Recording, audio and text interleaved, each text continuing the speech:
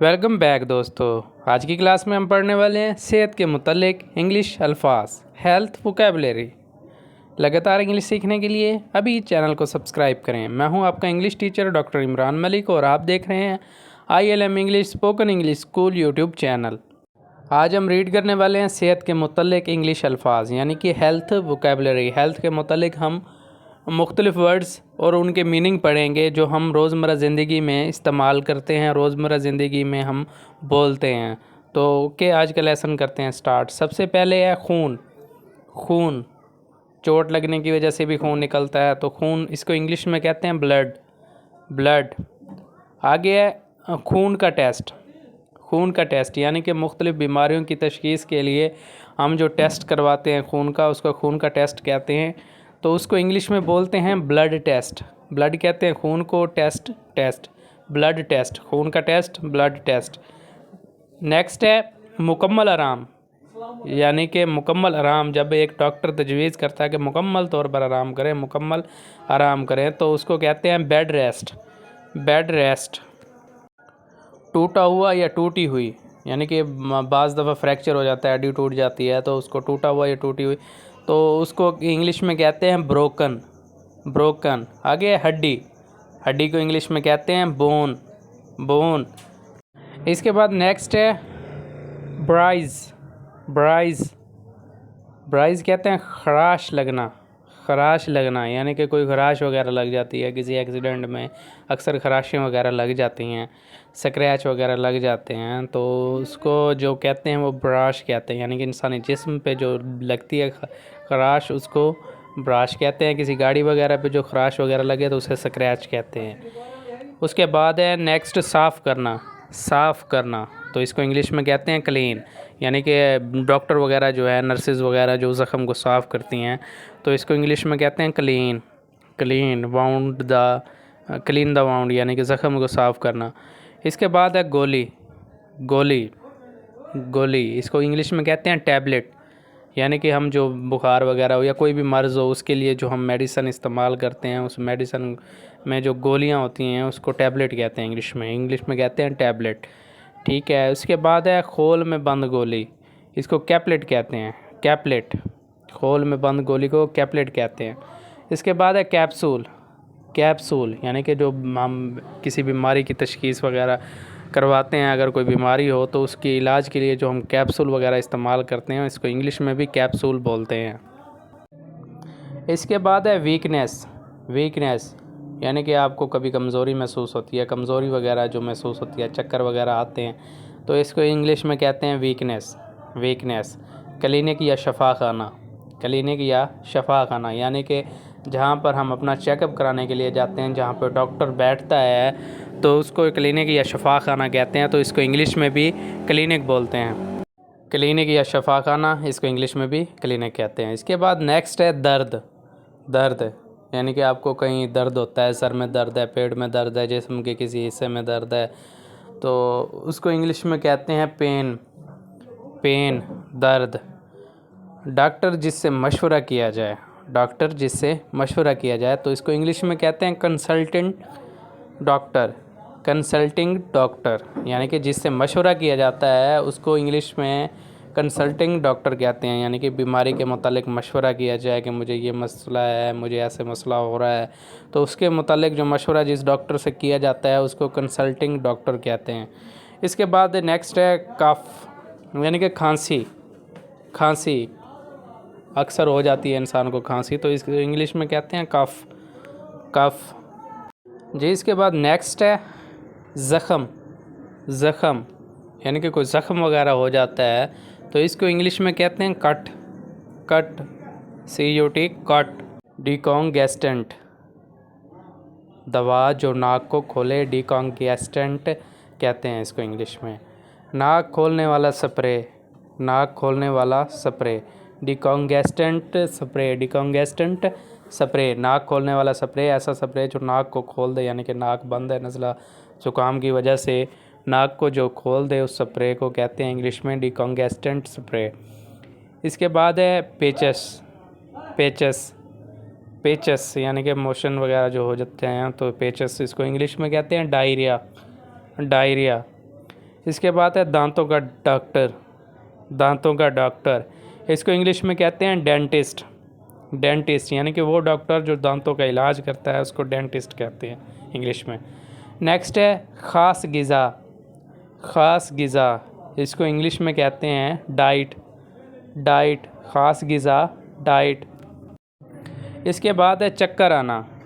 चक्कर आना यानी कि किसी बीमारी के बायस या कमज़ोरी के बायस, वीकनेस के बायस जो आपको चक्कर वगैरह आते हैं तो इसको इंग्लिश में कहते हैं डेज़ी। डेज़ी, DIZZY, डेज़ी, चक्कर आना। नाक, कान और गले का डॉक्टर।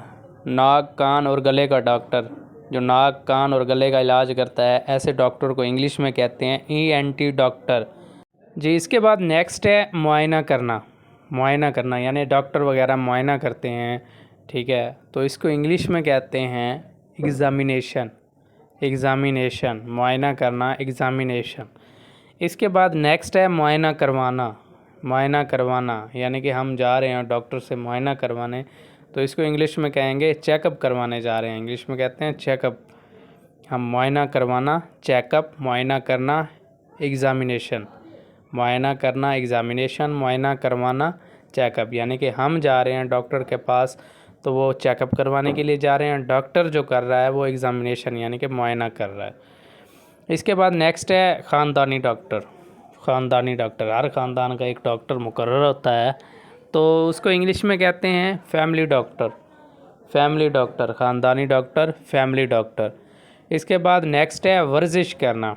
वर्जिश करना, इसको इंग्लिश में कहते हैं एक्सरसाइज, यानी कि डॉक्टर वगैरह जो वर्जिश वगैरह बताता है या सुबह सवेरे उठ के हम जो वर्जिश वगैरह करते हैं तो इसको इंग्लिश में कहते हैं एक्सरसाइज। एक्सरसाइज। इसके बाद है आँख के कतरे। आँख के कतरे, जो आम आई ड्रॉप वगैरह यूज़ करते हैं, इसको इंग्लिश में कहते हैं आई ड्रॉप्स, यानी कि आँख की बीमारी के मुतालिक, आँख में पानी आ रहा है कोई भी, उसके मुतालिक जो हम कतरे वगैरह इस्तेमाल करते हैं उसको आई ड्रॉप्स कहते हैं, आई ड्रॉप्स। इसके बाद है आँख का मुआयना करना। आँख का मुआयना करना, तो इसको इंग्लिश में कहते हैं आई एग्ज़ाम। आई कहते हैं आँख को, एग्ज़ाम मुआयना करना। आँख का मुआयना करना, इसको इंग्लिश में कहते हैं आई एग्ज़ाम। इसके बाद नेक्स्ट है फेस मास्क। फेस मास्क यानी कि कोरोना के दिनों में आप सब ने यूज़ किया होगा फेस मास्क, तो आप इसको इंग्लिश में भी फेस मास्क ही बोलते हैं, फेस मास्क। इसके बाद नेक्स्ट है बुखार।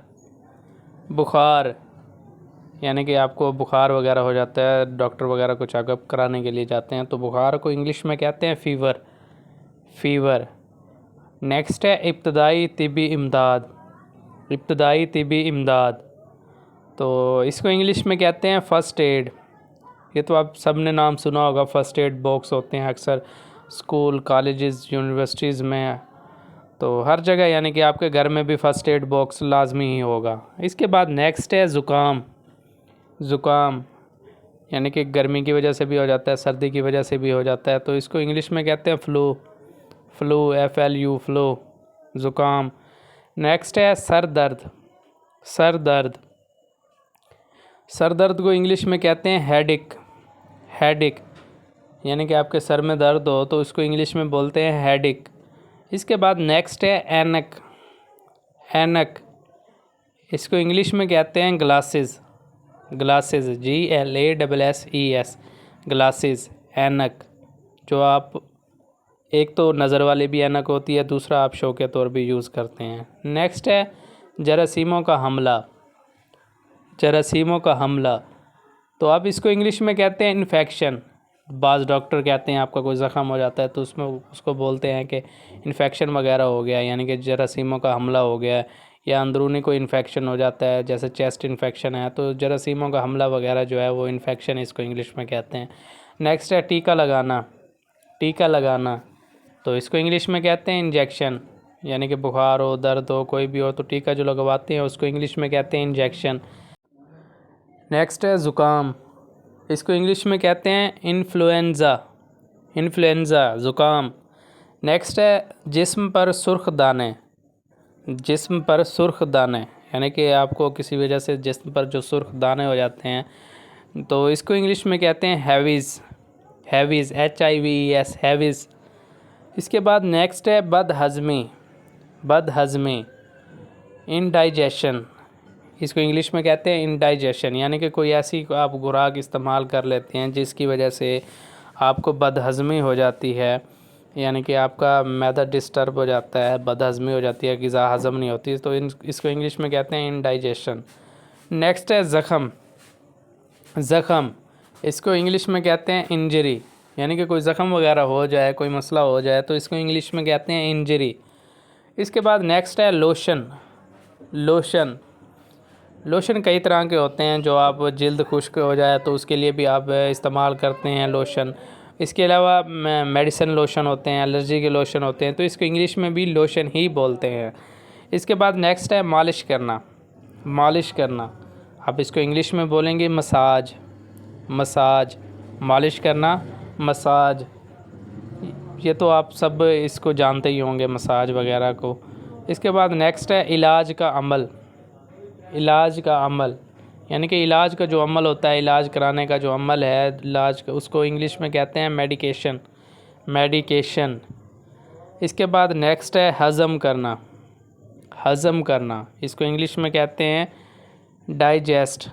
डाइजेस्ट, यानी कि ग़िज़ा वगैरह को हज़म करना, कोई भी चीज़ आप खाते हैं उसको हज़म करना, इसको इंग्लिश में हम बोलते हैं डाइजेस्ट। हज़म करना, डाइजेस्ट। जी तो दोस्तों, आज की क्लास में हमने सेहत के मुतल्लिक़ इंग्लिश अल्फाज पढ़े, यानी कि हम सेहत के मुतल्लिक़ जो इंग्लिश अल्फाज पढ़े, इसमें मुख्तलिफ़ बीमारियों के नाम भी पढ़े, मुख्तलिफ़ डॉक्टर्स वगैरह का इंट्रोडक्शन भी कराया, तो इसमें मुख्तलिफ़ चीज़ें हमने रीड की। तो उम्मीद करता हूँ आज की क्लास आपके लिए बहुत ज़्यादा मददगार साबित हुई होगी। तो इंशाल्लाह मिलते हैं नेक्स्ट क्लास में नेक्स्ट न्यू टॉपिक के साथ। अपना बहुत सारा रखिएगा ख्याल, और लगातार इंग्लिश सीखने के लिए चैनल को सब्सक्राइब करें। तो मिलते हैं नेक्स्ट क्लास में। Okay, take care, good bye.